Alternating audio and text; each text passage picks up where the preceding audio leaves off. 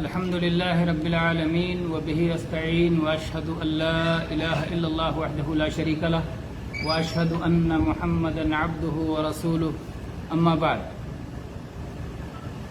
گرامی قدر سامعین و حضرات، اللہ کا فضل و کرم ہے اور اس کے بے انتہا انعامات اور احسانات ہیں ہم سب پر۔ اللہ کا جتنا بھی شکر ادا کریں کم ہے۔ اللہ تعالیٰ کی حمد و ثنا کے بعد اللہ کے نبی آخری نبی رحمت عالم محمد صلی اللہ علیہ وسلم پر بے شمار صلاۃ و سلام نازل ہو۔ ہم اللہ پر ایمان رکھتے ہیں، اللہ ہی سے مدد چاہتے ہیں اور اپنے نفس کی شرارتوں سے اور اپنے عمل کی برائیوں سے اللہ کی پناہ میں آتے ہیں اور اللہ ہی سے معافی کے طلبگار ہیں۔ میرے بھائیوں، پچھلے ہفتے سے ہم نے بات شروع کی تھی کہ ذوالحجہ کا مہینہ آنے والا ہے۔ آج ذوالحجہ کی سے پہلے والے مہینہ ذوالقعدہ کی 28 تاریخ ہے، چاند کے اعتبار سے، کیلنڈر کے اعتبار سے 29 ہے آج، لیکن چاند کمیٹی کے بتانے کے حساب سے آج کی رات جو شروع ہوئی یہ 29 کی شروع ہوئی، کل کا دن 29 کا دن ہوگا ذوالقعدہ کا، اور شام کو چاند دیکھنے کی درخواست دی گئی ہے کہ لوگ زیادہ سے زیادہ چاند دیکھنے کی کوشش کریں۔ اور اس کے بعد اگر کل چاند نظر آ گیا تو پرسوں ذوالحجہ کی پہلی تاریخ ہوگی، اور اگر چاند نظر نہیں آیا تو پرسوں کے بعد والا دن ذوالحجہ کی پہلی تاریخ ہوگی۔ اور اس موقع پر میں نے بتایا تھا کہ اسلام نے ہمیں کیا حکم دیا ہے، چاند دیکھ کر کے دعا پڑھنے کے بارے میں بتایا تھا، اور ذوالحجہ کے شروع کے 10 دنوں کی اہمیت پر بھی بات ہوئی تھی۔ ٹھیک ہے، بات ہوئی تھی۔ ذوالحجہ کے شروع کے 10 دن اللہ کے ہاں بہت اہم ہیں، اس میں جو بھی نیکی کی جاتی ہے اللہ تعالیٰ کو بہت زیادہ پسند ہے۔ سال کے بقیہ دنوں میں کوئی بھی نیکی اس کی برابری نہیں کر سکتی، اور جتنے بڑے بڑے اور اہم عبادات ہیں یہ ان 10 دنوں میں اکٹھا ہیں۔ اسی طرح سے یہ بات بھی ممکن ہے آئی ہوگی، پھر بھی اس کا ذکر کر دیا جائے کہ اللہ کے نبی صلی اللہ علیہ وسلم فرمایا ہے، اذا رأيتم هلال ذي الحجة وأراد أحدكم أن يضحي فلا يأخذن من شعره ولا من أظفاره یا فلیمسک عن شعره وأظفاره، صحیح مسلم کی جیسا کہ حدیث ہے، اور حدیث کی اور کتابوں میں بھی ہے کہ جب ذوالحجہ کا چاند دیکھ لو یا جب ذوالحجہ کا چاند نظر آ جائے تو اگر کسی کا قربانی کا ارادہ ہے تو ایسا آدمی اپنے ناخن نہ کاٹے، اپنے بال نہ کاٹے اور اپنے چمڑے نہ کاٹے۔ اس کا ذکر بھی آ گیا تھا۔ اور اس کے بعد میں پھر یہ تھا کہ قربانی کا جانور خریدنا ہے تو قربانی میں کون سے عیوب نہیں ہونا چاہیے، کون سی شرطیں ہیں۔ ایک بڑی شرط کہ 4 طرح کے عیوب سے جانور خالی ہو، 4 طرح کے عیب نہیں ہونا چاہیے۔ دیکھ کے ایسا لنگڑا نہ ہو جس کا لنگڑا پن ظاہر ہو، ایسا کانا نہ ہو جس کا کانا پن ظاہر ہو، ایسا بیمار نہ ہو جس کی بیماری ظاہر ہو، اور ایسا دبلا پتلا نہ ہو جس کی ہڈی میں گودا نہ ہو۔ یہ 4 بڑی چیزیں ہیں جس سے نبی صلی اللہ علیہ وسلم نے فرمایا کہ ایسے 4 قسم کے جانور ان کی قربانی اللہ کے ہاں قبول نہیں ہوگی۔ اور اس کے بعد بعض چیزوں کے بارے میں اللہ کے نبی صلی اللہ علیہ وسلم نے کہا کہ اس کو دیکھ لو، کان کو دیکھ لو، آنکھ کو دیکھ لو، اور ساری چیزیں۔ قربانی جس قدر قیمتی، جس قدر موٹا تگڑا، جس قدر زیادہ گوشت، جتنا خوبصورت جانور ہوگا اتنا زیادہ اللہ کے ہاں محبوب ہوگا۔ جتنا انسان کے یہاں محبوب اور پیارا اور قیمتی اور اہم ہوگا، ہمارے نزدیک جتنا عمدہ ہوگا اور بہترین ہوگا، اور اس کے بعد ہم اسے اللہ کی راہ میں قربان کریں گے تو وہ اللہ کے یہاں بھی پسندیدہ ہوگا۔ اور اس کی بہت ساری تفصیلات ہیں۔ چونکہ ہم میں ایک بھائی ایسے بھی آئے ہوئے ہیں جنہوں نے پہلے ہی سے جو ہے یاد دہانی کرائی کہ وہ حج پہ جا رہے ہیں، اللہ تعالیٰ ان کا حج قبول فرمائے، اور ہم میں جو حج کر چکے ہیں اللہ تعالیٰ ان کے حج کو قبول فرمائے اور دوبارہ انہیں موقع نصیب فرمائے، اور جنہوں نے اب تک حج نہیں کیا ہے اللہ تعالیٰ ان کے لیے انہیں یہ سعادت میسر فرمائے۔ تو حج کے تعلق سے بعض باتیں بتائیں گے۔ ایک تو حج کی اہمیت۔ حج یہ اسلام کے 5 ارکان میں سے ایک اہم رکن ہے۔ اللہ تعالیٰ نے قرآن پاک میں اس کی فرضیت کا بیان فرمایا ہے۔ اللہ تعالیٰ نے فرمایا وَلِلَّهِ عَلَى النَّاسِ حِجُّ الْبَيْتِ من استطاع الیہ سبیلا، اللہ کی خاطر اللہ کے گھر پہنچنے کی جس کے اندر طاقت ہے وہ اللہ کے گھر کو حج کے لیے جائے، اس پہ فرض ہے اللہ کی طرف سے۔ ومن کفر فإن اللہ غنی عن العالمین، اور جو آدمی اس کا انکار کر دے، یعنی طاقت رہنے کے باوجود حج نہ کرے یا اپنے اوپر فرض نہ جانے، تو اللہ تعالیٰ کو ایسے لوگوں کی کوئی ضرورت نہیں ہے، بلکہ اس کو پورے جہان کی کوئی ضرورت نہیں، وہ بے نیاز ہے سب سے، سب اس کے در کے بھکاری ہیں اور وہ سب کو عطا کرنے والا ہے، اسے کسی کی کوئی حاجت، کسی قسم کی حاجت نہیں ہے، وہ غنی ہے، غنی عن العالمین۔ تو حج یہ اسلام کا ایک رکن ہے، اور حج میں ایمان کا اور توحید کا سب سے زیادہ اعلان ہوتا ہے اور سب سے زیادہ اس کی تربیت ہوتی ہے۔ بعض لوگ حج ہی سے کفر اور شرک کی چیزیں نکالتے ہیں، لیکن حقیقت یہ ہے کہ حج ہی میں سب سے زیادہ توحید کا اعلان ہے اور توحید کی تعلیم ہے اور اتباع سنت کی تعلیم ہے۔ یہ دو بنیادی باتوں کی تعلیم حج میں سب سے زیادہ ہے۔ جیسے آدمی حج شروع کرتا ہے یا عمرہ شروع کرتا ہے، دل میں نیت کرنے کے بعد دل میں نیت کرنے کے بعد وہ لبیک پکارتا ہے، اللہم لبیک حجن۔ حج تین طرح کا ہوتا ہے، ایک کو کہتے ہیں حج افراد جس میں اکیلے حج کیا جاتا ہے، ایک کو کہتے ہیں حج قران جس میں حج عمرہ دونوں کو ایک ساتھ ایک احرام سے کیا جاتا ہے، حج مکمل کرنے کے بعد ہی احرام کھولا جاتا ہے، ایک کو کہتے ہیں حج تمتع جس میں عمرہ کرنے کے بعد آدمی احرام کھول دیتا ہے اور 8 ذوالحجہ کو دوبارہ حج کا احرام باندھتا ہے اور پھر اس کے بعد حج مکمل کرنے کے بعد احرام کھولتا ہے۔ تو حج تمتع میں احرام عمرہ مستقل طور پہ کرتا ہے اور حج مستقل طور پہ کرتا ہے۔ یہ سب سے افضل حج ہے، سب سے افضل یہ حج ہے کہ عمرہ بھی آدمی مستقل کرے اور حج بھی مستقل کرے۔ اصل میں جاہلیت کے زمانے میں ہوتا یہ تھا کہ جاہلیت کے لوگ حج کے زمانے میں صرف حج کرتے تھے اور حج کے زمانے میں عمرہ کرنے کو بدترین گناہ سمجھتے تھے۔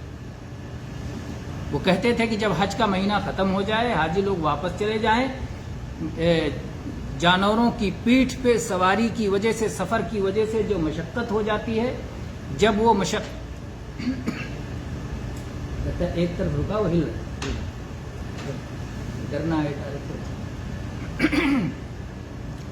بہرحال جب وہ کہتے تھے کہ جانوروں کے پیٹھ پر کے نشانات مٹ جائیں، راستے جو ہے حاجیوں کے جانے کے بعد خالی ہو جائیں، اس کے بعد پھر عمرہ جو کرنا چاہے اس کے لیے عمرہ حلال ہوتا ہے۔ تو عمرہ کو حج کے مہینے میں بہت بڑا گناہ سمجھتے تھے۔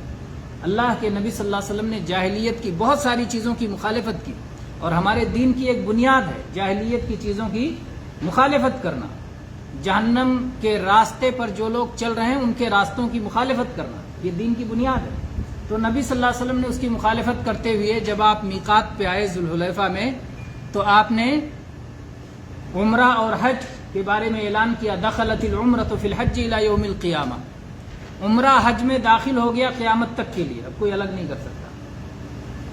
جاہلیت کی ایک دم مخالفت کر دی آپ نے، اور آپ کے ساتھ قربانی کا جانور تھا، آپ نے اعلان کیا اللہم لبیک عمرۃ و حجا، یا اللہ میں حج و عمرہ دونوں کے لیے حاضر ہو رہا ہوں، اور آپ کے ساتھ میں قربانی کا جانور تھا۔ آپ صلی اللہ علیہ وسلم نے جو حج کیا اس حج کو کہتے ہیں حج قران، حج قران۔ تو حج افراد جس میں صرف حج کیا جائے ایک صورت ہے، حج قران جس میں حج و عمرہ دونوں ایک ہی احرام کے ساتھ کیا جائے، جو نبی صلی اللہ علیہ وسلم نے کیا۔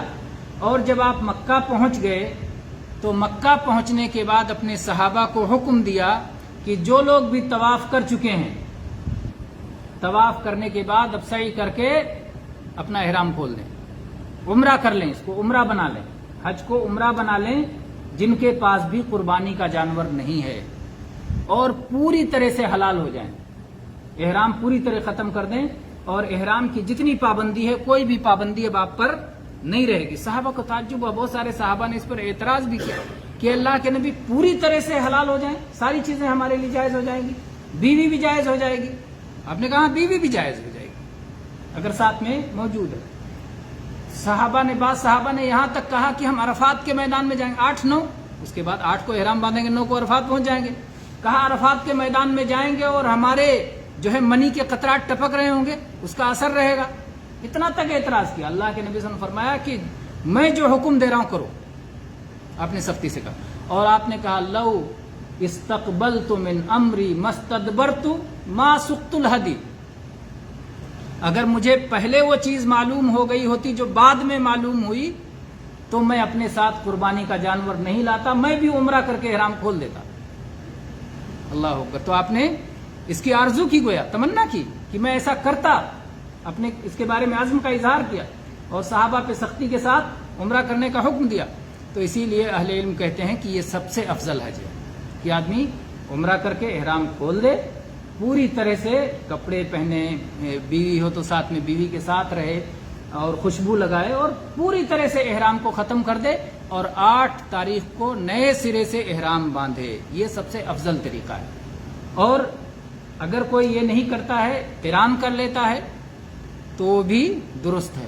آدمی عمرہ کی نیت سے گیا، مکہ پہنچا اور اس کے بعد حج بھی کہا کہ نہیں چلو عمرہ نہیں کریں گے، حج بھی اسی میں کر لیں گے، تو اس صورت میں بھی وہ حج قران ہو جائے گا. یا اسی طرح سے حج کی نیت سے گیا تھا کہ صرف حج کروں گا، لیکن مکہ پہنچ کے نیت کر لے نہیں عمرہ بھی اسی حج میں کر لیں گے، تو حج میں عمرہ داخل کر لے یا عمرہ پہ حج داخل کر لے. اس طرح سے حج و عمرہ دونوں کو شامل کر لے تو حج قران ہو جائے گا. اور حج افراد صرف حج کرے. تو تینوں صورتیں جائز ہیں. بعض اہل علم افراد کا انکار کرتے ہیں کہ اللہ کے نبی نے جب عمرہ داخل کر دیا قیامت تک کے لیے تو افراد بچا ہی نہیں، تب یا تو قران ہوگا یا تو تمتع ہوگا. لیکن یہ بات صحیح نہیں ہے. صحیح بات یہی ہے کہ افراد بھی ہے. اگر کوئی آدمی چاہے تو صرف حج کرے، اگر کوئی چاہے تو حج و عمرہ دونوں ایک ساتھ ملا کے کرے، اور اگر کوئی چاہے تو عمرہ مستقل کرے اور حج مستقل کرے. تو 3 قسمیں ہو گئی: حج افراد، حج قران، حج تمتع. حج قران اور حج تمتع ان میں چونکہ عمرہ ساتھ میں ملا لیا گیا ہے، اس لیے اللہ تعالیٰ کی طرف سے حکم ہے کہ ایسے لوگوں پر قربانی فرض ہے. فمن تمتع بالعمرۃ الی الحج فما استیسر من الہدی. تو ایسے لوگوں پر قربانی کرنا فرض ہو جاتا ہے. جس کو قربانی کی طاقت نہیں ہے اس کو کیا حکم دیا گیا؟ اس کو حکم یہ دیا گیا کہ وہ لوگ صوم رکھیں گے، روزہ رکھیں گے 3 دن حج کے دنوں میں اور 7 دن واپس آ کر اپنے گھر پہ رکھیں گے، 10 دن اس کے بدلے میں روزہ رکھیں گے. اور افراد میں قربانی فرض نہیں ہے، لیکن کوئی چاہے تو سنت ہے، جائز کر سکتا ہے قربانی، لیکن افراد کرنے والے پر قربانی فرض نہیں ہے. تو یہ 3 صورتیں ہو گئیں. اب مختصر طور پر حج کے طریقے پہ چلتے ہیں. میں حج تمتع کا طریقہ بیان کر دیتا ہوں، پھر اس کے بعد آخر میں کتنا فرق ہے قران اور افراد میں اس کو آخر میں بیان کر دیں. حج تمتع میں آپ پہنچیں گے میقات پر. آپ جہاں کے بھی رہنے والے ہیں، اگر میقات کے باہر رہنے والے ہیں تو میقات پہ پہنچیں گے. مدینہ کے راستے جا رہے ہیں تو ذوالحلیفہ، ریاض اور نجد کے راستے سے جا رہے ہیں تو قرن المنازل، یا جس کو سیل الکبیر کہتے ہیں، یا طائف مشہور ہے کہ طائف کا میقات ہے نا. اگر عراق کی جانب سے آ رہے ہیں تو ذات عرق، اگر مصر کی جانب سے آ رہے ہیں تو جحفہ یا رابق، اور اگر یمن کی جانب سے آ رہے ہیں تو یلملم. تو مختلف مواقیت ہیں جو مکہ کے چاروں طرف متعین کیے گئے ہیں کہ یہاں سے احرام باندھنا ہے. تو جو باہر سے آ رہا ہے وہ میقات پہ پہنچ کے احرام باندھے گا. جو اندر ہے، میقات کے اندر ہے، وہ جہاں پر ہے وہیں سے احرام باندھ لے گا. تو بہرحال میقات پہ پہنچے. اب میقات پہ کیا کرنا ہے؟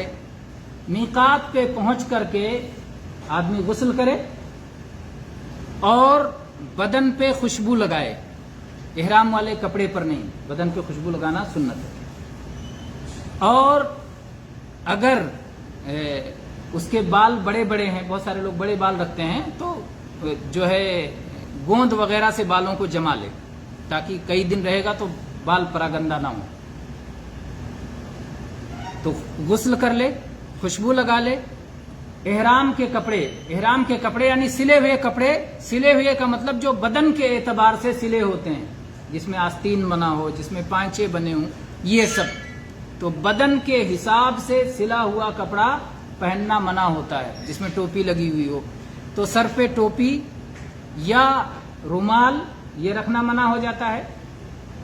ایک چادر اوپر سے آدمی اوڑھ لے گا، ایک چادر نیچے پہن لے گا، یا ایک کہیں نیچے لنگی پہن لے گا اوپر چادر اوڑھ لے گا، تو لنگی اور چادر یہ احرام کا لباس ہو گیا، یہ پہن لے۔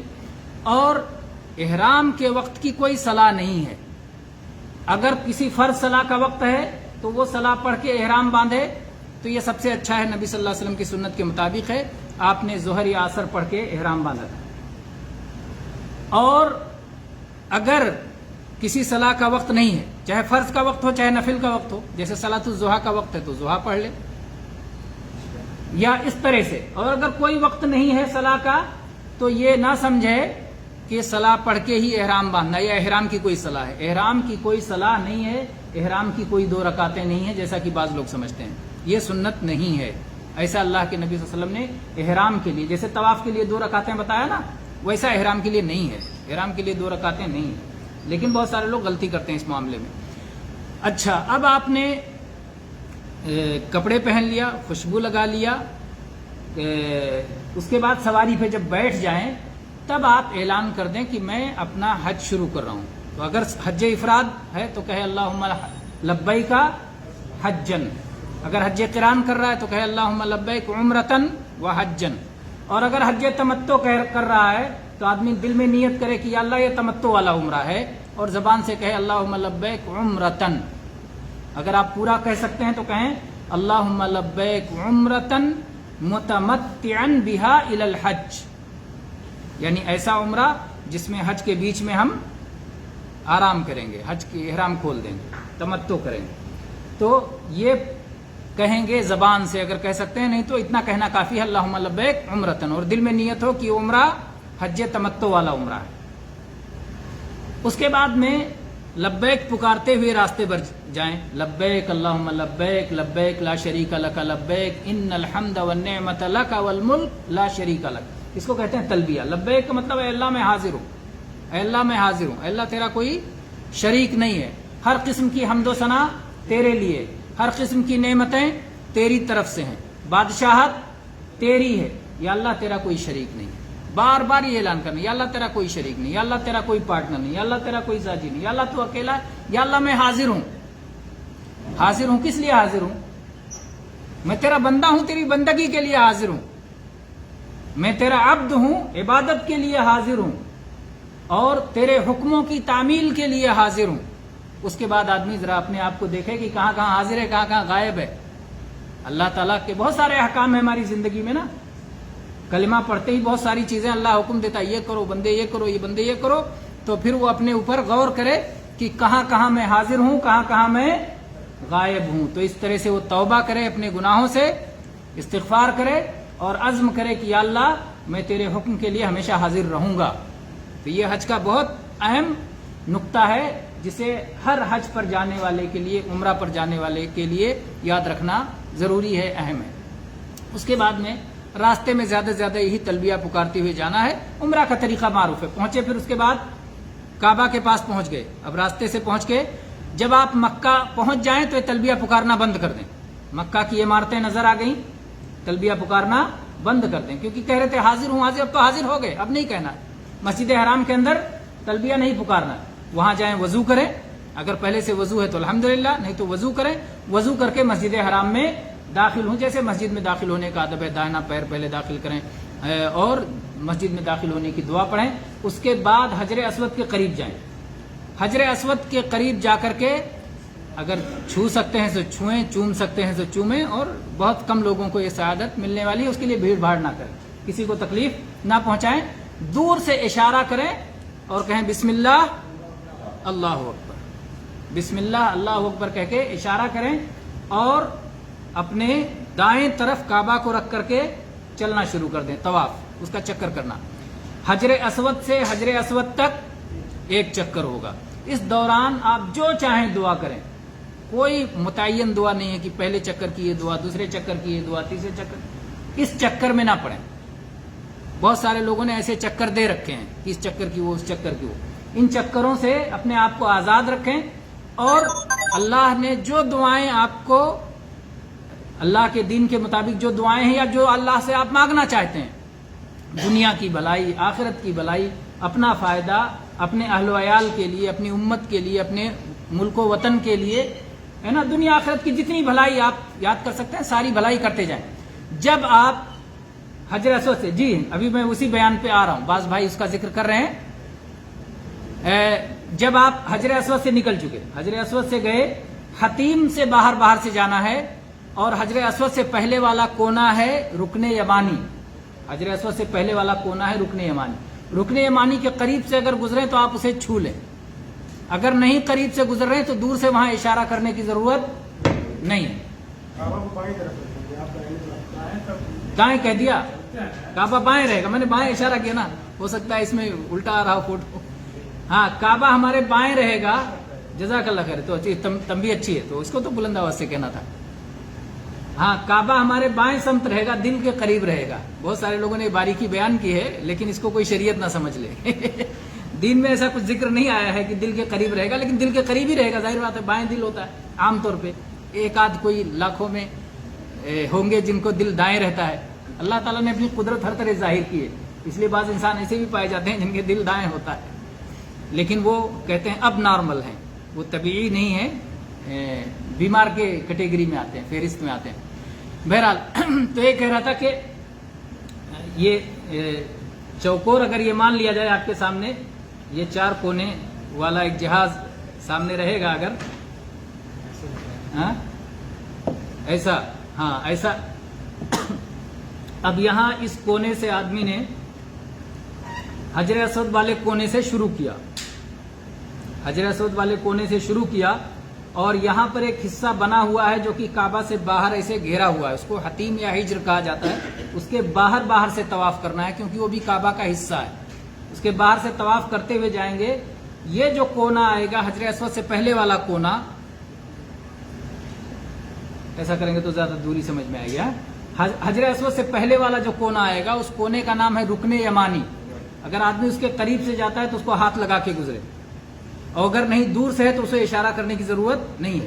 اور حجر اسود تک پہنچنے سے پہلے ربنا آتنا فی الدنیا حسنہ وفی الآخرۃ حسنہ وقنا عذاب النار، یہ دعا پڑھنا سنت ہے. بہت سارے لوگ اس میں یا عزیز یا غفار اور پتہ نہیں کیا کیا بڑھا دیتے ہیں، یہ سنت سے ثابت نہیں. ہمارے یہاں جو ہے ٹاٹ کا پیوند لگانے کا بڑا شوق ہے، ریشم میں ٹاٹ کا پیوند لگا دیتے ہیں.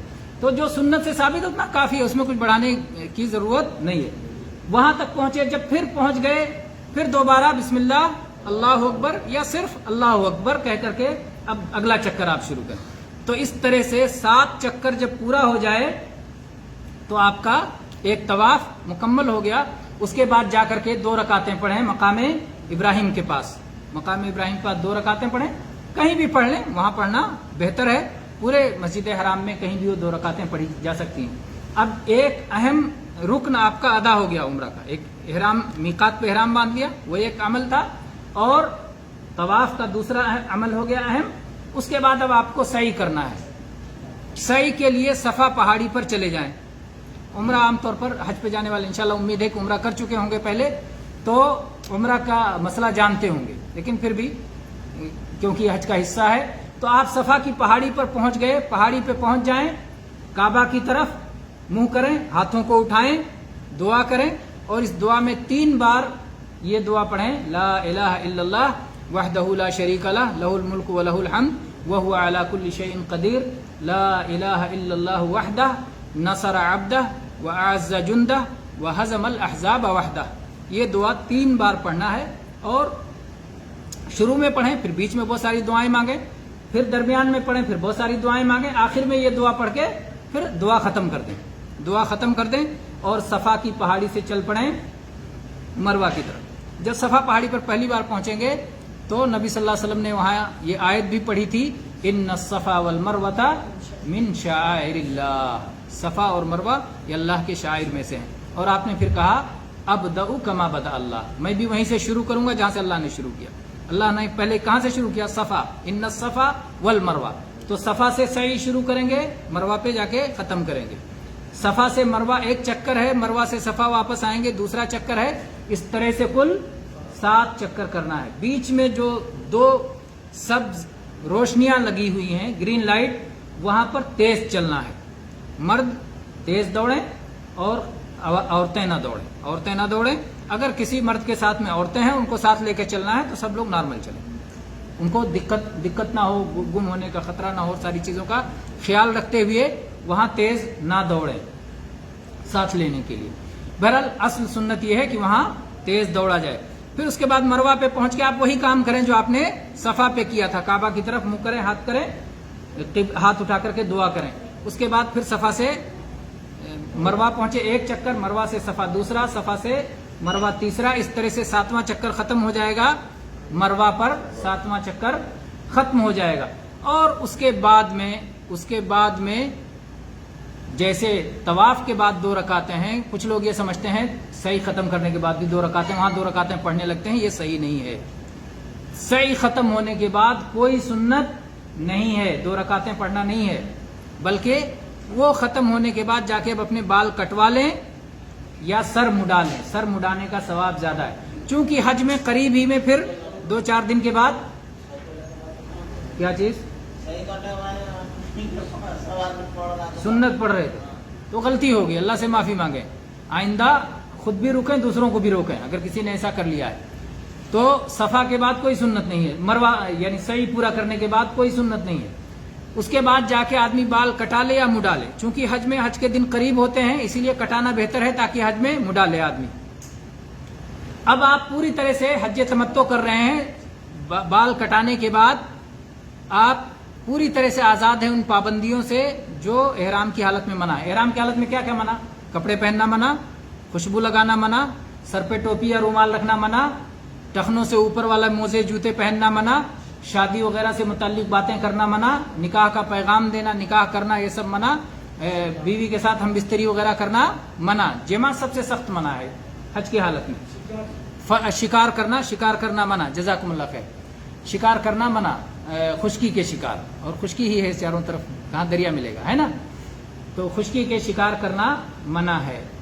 اور تو یہ ممنوع چیزیں ہیں جو اس دوران جن سے آپ کو پرہیز کرنا ہے. لڑائی جھگڑا منع ہے نا, فلا رفث ولا فسوق ولا جدال فی الحج. اللہ نے 3 بڑی بڑی چیزوں کا ذکر کیا. فلا رفث کے معنی ہوتا ہے الجماع و مقدماتہ, صحبت اور اس سے پہلے کی شروع کی جو چیزیں ہیں, یعنی بوسو کنار سے لے کر کے آخری حد تک جس کے نتیجے میں بچہ پیدا ہوتا ہے, یہ ساری چیزیں ممنوع ہیں. ولا فسوق اور گناہ اور نافرمانی کے کام منع ہے, ولا جدال اور لڑائی جھگڑا منع ہے. 3 چیزیں حج میں سخت منع ہے, قرآن پاک میں اللہ نے ان کا ذکر فرمایا ہے. اس کے بعد میں آپ جہاں ٹھہرے ہوئے وہیں رک جائیں یہاں تک کہ 8 تاریخ ہو جائے.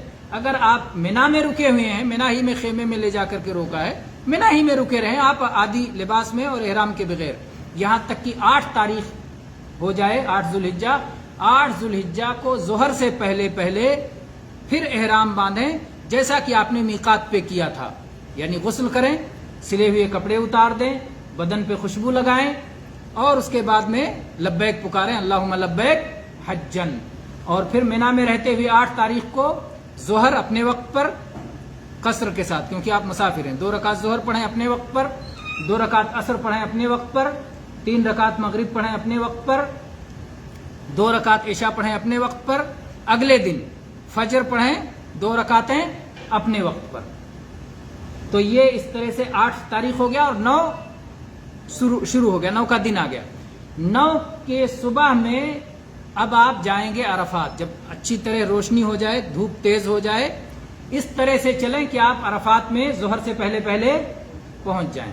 عرفات میں پہنچ کر کے ظہر اور عصر دونوں صلاح ایک اذان اور 2 اقامت سے ایک ہی وقت میں ادا کر لیں, ابتدائی وقت میں, تاکہ باقی پورا وقت آپ کو مل جائے دعاؤں کے لیے. یہ اصل حج کا سب سے بڑا رکن ہے عرفہ. اللہ کے نبی صلی اللہ علیہ وسلم نے فرمایا ہے الحج عرفہ, حج تو عرفہ کی حاضری کا نام ہے. اگر کوئی آدمی عرفہ نہیں پہنچا تو اس کا حج نہیں ہوگا.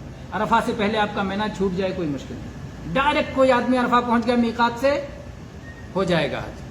عرفہ پہنچ کر کے وہاں ظہر میں اگر پہنچ گیا ہے آدمی تو دن ڈوبنے تک عرفات کے میدان میں رہنا ہے. یقین کر لے کہ میں عرفات ہی کے میدان میں ہوں, حدود بنے ہوئے ہیں. اگر کوئی آدمی اس چکر میں کہ میں عرفات میں ہوں حالانکہ حدود کے اندر داخل نہیں ہوا تو حج نہیں ہوگا. عرفات کے حدود کے اندر اس پورا یقین اور اطمینان کر لے کہ میں حدود میں ہوں کہ نہیں. جو وہاں مسجد بنی ہوئی ہے اس کا نام ہے مسجد نمیرہ. وہ عرفہ کے اندر نہیں ہے، کچھ حصہ عرفہ کے اندر ہے، کچھ حصہ عرفہ سے باہر ہے. اگر کوئی اس مسجد میں بیٹھا رہ گیا یہ سمجھ کے کہ عرفات کی مسجد ہے تو حج نہیں ہوگا اس کا، اگر نمیرہ والے حصے میں بیٹھا رہ گیا تو اس لیے اطمینان کر لے کہ وہ عرفات کے میدان کے، اگر عرفات کے میدان کے اندر جا کے نکل آیا تو بھی حج ہو گیا. گزر جانا شرط ہے. اس اللہ نے، یہ اللہ کا حکم ہے، اللہ کی مرضی. اللہ جیسے، ہم اللہ کے بندے ہیں، اللہ جیسا چاہے حکم دے. اللہ کے نبی صلی اللہ علیہ وسلم کی جو تعلیم ہے، بس یہاں سے گزر گیا. اگر کہیں سے ایک صحابی پہنچے عرفات والے دن اور انہوں نے کہا کہ اللہ کے نبی مجھے جو بھی پہاڑ ملا، جو بھی وادی ملی، ہر جگہ تھوڑا تھوڑا رک کے آیا ہوں، اب میں پہنچا ہوں. تو آپ نے کہا جو آدمی عرفات میں میدان میں پہنچ جائے اور یہاں رک جائے، چاہے دن میں چاہے رات میں، 9 کا دن اور اس کے بعد جو آنے والی رات ہے اس رات میں، چاہے دن میں چاہے رات میں، تو اس کا حج ہو گیا. اگر فجر طلوع ہو گیا اس کے بعد کوئی پہنچا تو نہیں ہوگا.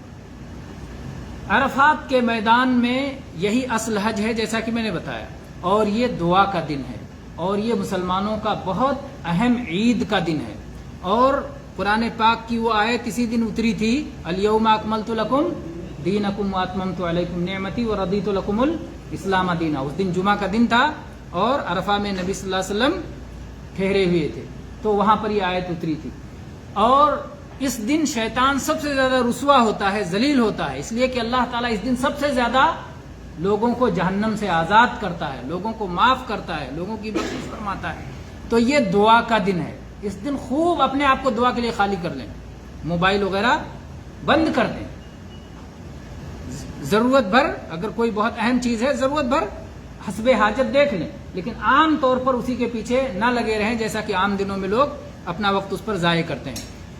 اور جتنی جو دعائیں، جیسی دعائیں آپ کو یاد ہیں، ساتھ میں دعا کی کوئی کتاب بھی رکھ لیں، کیونکہ بہت ساری چیزیں آدمی مانگنا چاہتا ہے، بعد میں وہاں پر یاد نہیں آتی. لیکن نبی صلی اللہ علیہ وسلم سے جو دعائیں ثابت ہیں اس میں دنیا آخرت کی ساری بھلائیوں کا ذکر موجود ہے، جو کہ ہم سوچ بھی نہیں سکتے. بعض دفعہ ایسی دعا آ جاتی ہے کہ ارے یہ تو اتنے مانگنے کی اہم چیز تھی اور ہمیں تو اس کا احساس تک نہیں تھا. تو وہ دعائیں معصور، اس کو پڑھتے رہیں، دعا کی کتاب رکھیں، اور کچھ دیر خالی کر لیں اپنے آپ کو، جو آپ کے دل میں جو دعائیں ہیں، جو لوگوں نے آپ سے درخواست کی ہے، ان کو یاد کر کے اپنے لیے، اپنے اولاد کے لیے، اپنے والدین کے لیے، اپنے امت کے لیے، اپنے ملک و وطن کے لیے، دنیا کی بھلائی کے لیے، آخرت کی بھلائی کے لیے، صحت اور عافیت کے لیے، ترقی کے لیے، مالی مسائل کے لیے، جسمانی مسائل کے لیے، بچوں کے مستقبل کے لیے، اس طرح سے مختلف چیزیں سوچ کے آپ سوچیں، غور کریں. جن سے بھی آپ کا کسی قسم کا تعلق ہے، جنہوں نے بھی آپ سے کسی قسم کی درخواست کی ہے، عمومی دعا کر دیں. یا اللہ جس نے بھی مجھ سے دعا کے لیے کہا تھا، یا اللہ تو سب کی جائز دعائیں قبول فرما لے. آپ نے اپنی طرف سے قرض اتار دیا. تو بہرحال یہ دعا کرتے ہوئے کوشش کریں کہ کعبہ کی طرف منہ کر کے دعا کریں، ہاتھوں کو اٹھا کے دعا کریں، قبولیت زیادہ امید ہوتی ہے. عرفات کے دن کی ایک خاص دعا نبی صلی اللہ علیہ وسلم نے سکھائی ہے، وہ دعا وہاں زیادہ پڑھنا چاہیے. لا الہ الا اللہ وحدہ لا شریک لہ لہ الملک و لہ الحمد وہو علی کل شیء قدیر. اس میں مانگا نہیں آپ نے کچھ، یہ جو پڑھا اس میں اللہ کی تعریف ہے. اور کہتے ہیں جب کسی سخی آدمی کی تعریف کر دو تو وہ سخی خود دے دیتا ہے نا. تو مانگنے سے پہلے مانگنے کا سلیقہ، تو اس میں سے یہ اہم ہے کہ یہ دعا زیادہ سے زیادہ دعاؤں کے درمیان میں آدمی پڑھتا رہے، اور جس سے اللہ کی رحمت آپ کے لیے اترے گی اور دعاؤں کی قبولیت کی امید بڑھ جائے گی. تو بہرحال یہ ہو گیا 9ویں تاریخ. 9ویں تاریخ کو آپ نے کیا کیا؟ ظہر اور عصر عرفات کے میدان میں پڑھ لیا، اور اس کے بعد دعائیں کرتے رہے یہاں تک کہ دن ڈوب گیا. دن ڈوبتے ہی کیا کرنا تھا؟ مغرب کی صلاح فرض ہو جاتی ہے لیکن نہیں پڑھیں گے، دو ظہر اثر دو. حتیٰ کہ جو آدمی مکہ سے گیا ہے وہ بھی 2 پڑھے گا. بہت سارے لوگ کہتے ہیں کہ نہیں ہم تو مسافر نہیں رہ گئے، 4 پڑھتے ہیں. یہ سنت کی خلاف ورزی ہے.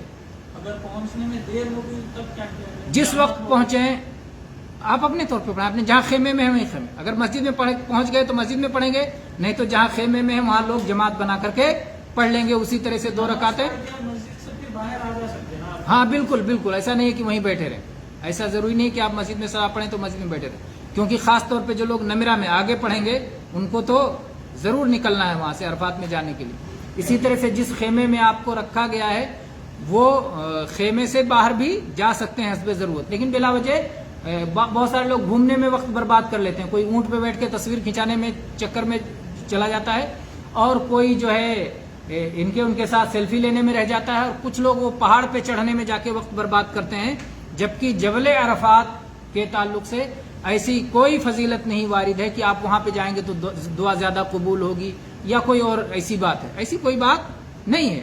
अल्लाह के नबी सल्लल्लाहु अलैहि वसल्लम उस पहाड़ के करीब में आप जो है वहां ठहरे थे, और आपने इस तरह दुआ की थी कि पहाड़ भी सामने था, मक्का भी सामने था, और आपने कहा था कि मैं यहाँ पे जरूर रुका हूं, लेकिन पूरा अरफा रुकने की जगह है, कुल्लु अरफता मौक़िफ़, पूरा का पूरा अरफा रुकने की जगह, तो कहीं भी रुक सकते हैं।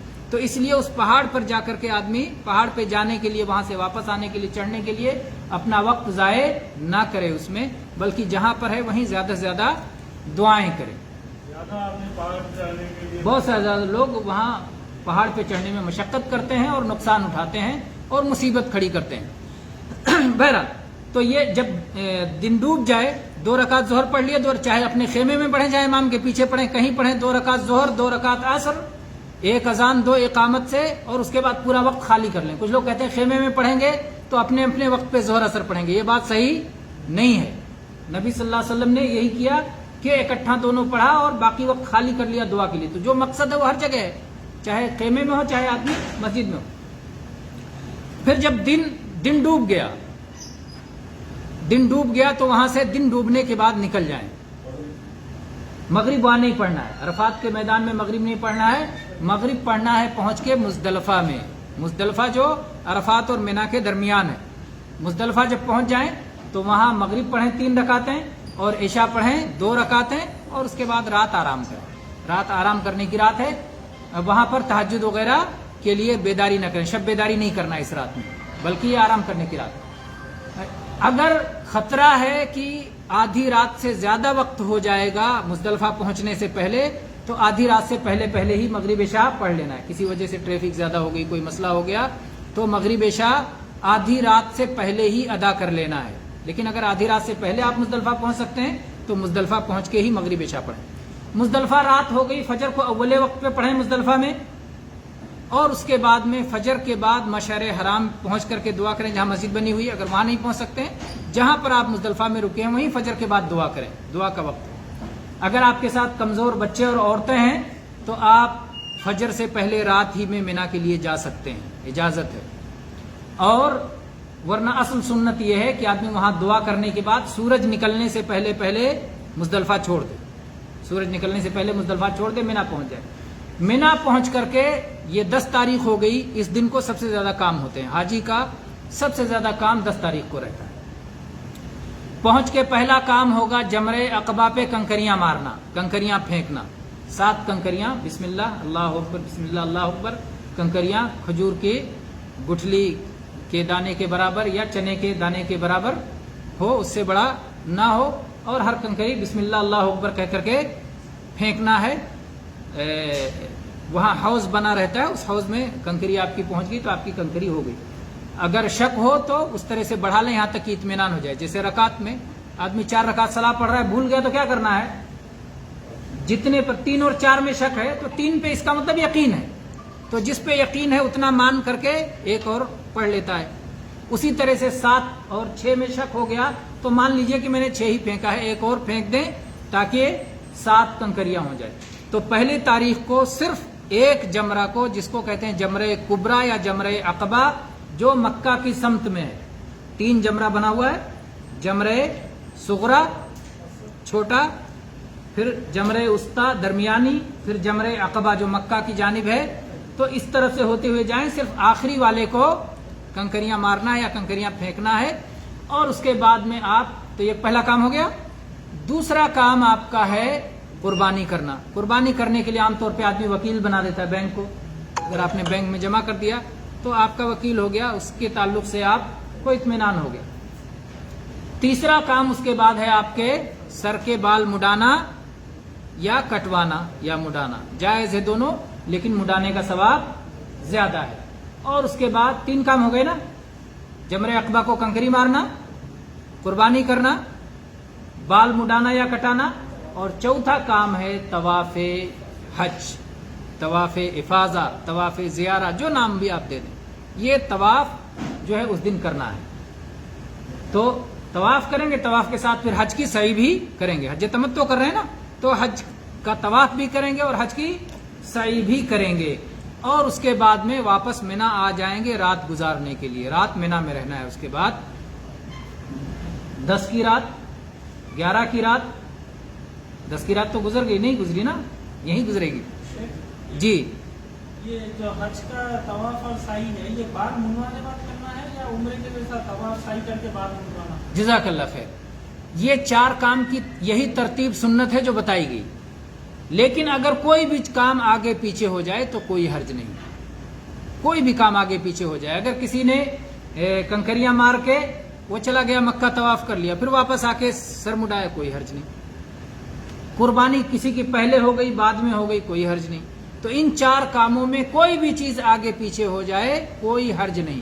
کوئی حرج نہیں کا مطلب گناہ بھی نہیں، کفارہ بھی نہیں، کوئی فدیہ بھی نہیں، کوئی جرمانہ بھی نہیں، کچھ بھی نہیں۔ کچھ لوگ کہتے ہیں حرج نہیں کا مطلب گناہ نہیں پڑے گا لیکن دم دینا پڑے گا، تو دم دینا تو حرج ہے نا، پیسہ خرچ ہو رہا ہے، حرج ہے کہ نہیں ہے؟ حرج ہے، اس میں بھی حرج ہے۔ تو اس لیے یہ کہنا کہ دم دینا پڑے گا، یہ بات صحیح نہیں ہے۔ صحیح بات یہ ہے من قدم ولا اخر فلا حرج، کسی نے کچھ بھی آگے پیچھے کیا تو کچھ بھی حرج نہیں ہے۔ ہاں، یہ جو طواف کرنا ہے، سعی کرنا ہے، طواف اور سعی کو آپ 1-2 دن بعد بھی کر سکتے ہیں، لیکن یہ جان لیں کہ جب تک طواف نہیں کر لیں گے تب تک تحلل کامل حاصل نہیں ہوگا۔ 2 طرح کا تحلل ہے۔ تحلل مطلب احرام کی پابندیوں کا ختم ہونا۔ تو ایک تو ہے تحلل اول، یعنی جب آپ نے سر کے بال کٹا لیے یا مڈا لیے، یعنی 2 کام آپ کا ہو گیا، ایک آپ نے کنکری مار لی، ایک نے سر کا بال مڈا لیا، 2 کام آپ کا ہو گیا، تحلل اول آپ کو حاصل ہو گیا۔ یعنی اب اس کے بعد آپ کپڑے بدل سکتے ہیں، سر پہ رومال یا ٹوپی رکھ سکتے ہیں، اور خوشبو عطر لگا سکتے ہیں، وہ ساری چیزیں بیوی کے علاوہ ساری چیزیں جائز ہو جاتی ہیں۔ اور جب آدمی جا کے طواف اور سعی کر لیتا ہے، اس کے بعد بیوی کے قریب جانا بھی جائز ہو جاتا ہے۔ تو تحلل کامل حاصل ہو جاتا ہے طواف کے بعد، ساری پابندیاں ختم۔ اب مینا میں جب آپ کو 3 دن رہنا ہے، اس میں ساری پابندیاں ختم ہے، اس میں خالی اللہ کا ذکر کرنا ہے۔ 3 دن رہنا ہے، ہر دن 3 کنکریاں مارنا ہے 3 جگہ، جمرہ اولا عقبہ وسطیٰ کو 7 کنکریاں، 21 کنکریاں، اور اللہ کا ذکر کرنا ہے، اللہ کا ذکر کرنا ہے۔ تینوں کو 7 کنکریاں مارنا ہے، 11 کو، 12 کو، اور اگر 13 کو رکیں تو 13 کو بھی۔ 12 کو اگر نکلنا ہے تو دن ڈوبنے سے پہلے مینا چھوڑ دیں۔ 10 کو بڑے ایک ہی کو مارنا ہے، بڑے عقبہ کو، جمرہ عقبہ کو جو مکہ کی جانب ہے، اور 11 کو اور 12 کو تینوں کو مارنا ہے، 21 کنکری، یعنی 7 21 کنکریاں ٹوٹل، ایک کو 7 کنکری۔ 12 کو بھی تینوں کو مارنا ہے، 7 21 کنکریاں۔ اس کے بعد اگر آپ رکتے ہیں تو 13 کو بھی تینوں کو مارنا ہے زوال کے بعد، زوال کے بعد ہی مارنا سنت ہے۔ پہلے دن سورج نکلنے کے بعد، دوسرے دن، تیسرے دن 11 اور 12 اور 13 کو زوال کے بعد۔ زوال کا مطلب جس وقت ظہر کی اذان ہوتی ہے وہ زوال کا وقت ہے، زوال کے بعد۔ تو یہ سنت ہے، اور اس طرح سے آپ کا 12 کے بعد آئیں حج طواف وداع کریں، اور اس کے بعد مکہ جس وقت چھوڑنا ہو، اس 13 ہی کو چھوڑنا ہے تو 13 ہی کو طواف وداع کر لیں۔ اگر 2-4 دن اور مکہ میں رہنا ہے تو جب مکہ سے نکلنا ہو تب طواف وداع کر کے نکلیں۔ طواف وداع آخری کام ہونا چاہیے حاجی کا آخری کام ہونا چاہیے طواف وداع۔ اگر کسی عورت کو حیض آ جاتا ہے تو طواف وداع معاف ہے۔ عورت حج کے سارے کام حیض کی حالت میں کر سکتی ہے سوائے طواف کے۔ مینا جا سکتی ہے حیض کی حالت میں، احرام باندھ سکتی ہے حیض کی حالت میں، عرفات جا سکتی ہے حیض کی حالت میں، مزدلفہ میں رات گزار سکتی ہے حیض کی حالت میں، کنکریاں مار سکتی ہے حیض کی حالت میں، جو ہے سر تو اسے مڈانا نہیں ہے، بال اس کو ہلکا سا کاٹنا ہے۔ مرد صلاح نہیں پڑھ سکتی ہے نا، تو صلاح تو حج کا حصہ نہیں ہے نا، صلاح ہمیشہ کا عمل ہے، تو صلاح کا مسئلہ وہاں لازم ہوگا کہ وہ صلاح نہیں پڑھ سکتی، لیکن وہ طواف نہیں کر سکتی ہے۔ طواف کے لیے انتظار کرنا پڑے گا یہاں تک کہ پاک ہو جائے. صحیح کر سکتی ہے. تو صرف طواف میں یہ جو ہے حیض کا مسئلہ آتا ہے، باقی کسی میں بھی حیض کا مسئلہ نہیں آتا ہے. تو یہ کچھ مسائل تھے، میرے خیال سے کچھ 2-4 منٹ زیادہ بھی ہو گیا ہمارا جو پروگرام کا وقت ہے، لیکن الحمدللہ ہمیں امید ہے کہ حج کے تقریباً بہت سے مسائل آ گئے. سوال ہاں ضرور کر لیجئے تھوڑی دیر کے لیے. اور یہ کنکر مارنے کا وقت مقرر ہے، زوال کے بعد سے کب تک مار سکتے ہیں؟ جی بعد کا نہایا نہیں مقرر ہے، شروع مقرر ہے. پہلے دن سورج نکل جانے کے بعد، دوسرے دن، تیسرے دن، چوتھے دن زوال کے بعد، لیکن کب تک مارتے رہنا یہ مقرر نہیں ہے. تو اگر کبھی بھیڑ ہو یا آپ کو وقت دیا جائے ذمہ داروں کی طرف سے کہ رات میں مارنا ہے تو پھر اس وقت کی تعمیل کرنا چاہیے. جی اور کوئی سوال؟ وعلیکم السلام.